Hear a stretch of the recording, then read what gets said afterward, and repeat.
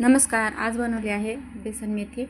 तर जेव्हा आपल्याला मेथी मुलांना खाऊ घालायची असते आणि मुलं खात नाहीत, तर तेव्हा आपण या पद्धतीने बेसन मेथी करून मुलांना खाऊ घालू शकतो. आणि डब्यासाठी सुद्धा ही मेथी खूप उत्तम पर्याय आहे.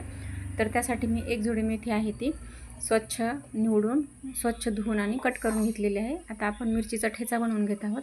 तर त्यासाठी 7 ते 8 हिरव्या मिरच्या, लसूण, जिरे, मीठ हे सर्व आपण मिक्सरमध्ये बारीक करून घेणार आहोत. आणि आता आपलं हे बारीक करून झालं की आपण मेथीला मस्त फोडणी घालणार आहोत. तर आता आपण कट करून घेतलेली जी मेथी आहे त्यामध्ये हा ठेचा आणि अर्धी वाटी बेसन घालून हे मिक्स करून घेणार आहोत.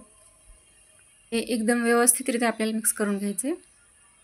मिरचीचा ठेचा आणि हे बेसन टिफिनसाठी तर ही भाजी उत्तम पर्याय आहे आणि टिकायला सुद्धा ही भाजी 1-2 दिवस आरामात टिकते.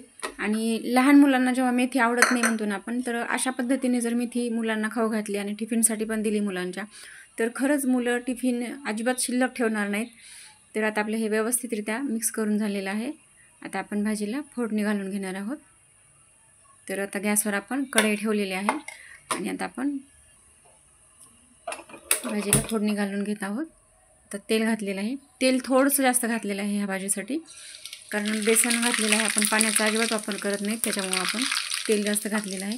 आता तेल छान कडकडीत तापलं की आपण मोहरी घातली आणि नंतर जिरे. हे छान तडतडलं की आता आपण मिक्स करून घेतलेली भाजी फोडणी घालून घ्यायची आणि व्यवस्थित परतत राहायची. भाजी परतत असताना आपल्याला अधूनमधून सतत हलवत राहायचे, कारण बेसन घातल्यामुळे ही भाजी खाली चिकटण्याची शक्यता असते. तसं नॉनस्टिकच्या कढईमध्ये नाही चिकटत, पण तरी पण अधूनमधून हलवत राहायचे, म्हणजे ते बेसन आहे ते पूर्णपणे शिजल्या जातं. इतकी चवीला खरंच खूप चविष्ट लागते ही भाजी. तुम्ही नक्की एकदा ट्राय करा. ही भाजी हलवत असताना आपल्याला 5 ते 7 मिनिटांपर्यंत हलवत राहायचे. 5 मिनिटापर्यंत हलवत राहिले तरी पण व्यवस्थित शिजते. आता आपण व्यवस्थित हलवून घेऊन ह्या भाजीवर 2 मिनिटांसाठी झाकण ठेवणार आहोत.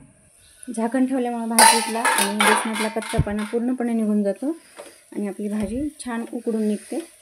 आणि बेसन पण उकडल्यामुळे बेसनाची चव पण खूप छान लागते. तर आता आपली भाजी जवळपास तयार झालेली आहे.